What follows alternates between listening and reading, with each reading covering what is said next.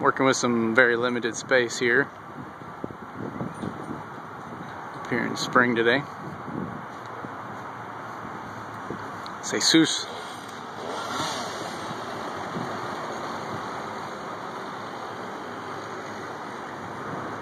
Come back to what these guys are working with.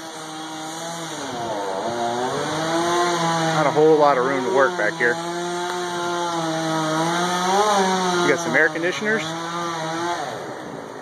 You got a nice building. We've already taken the top out.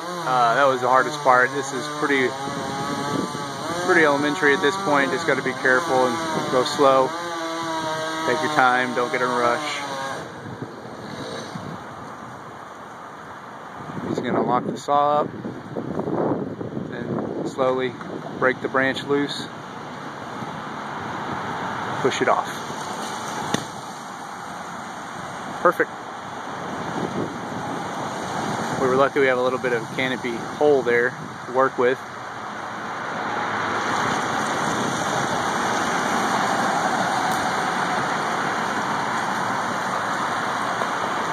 Halfway facilitated by this little invention.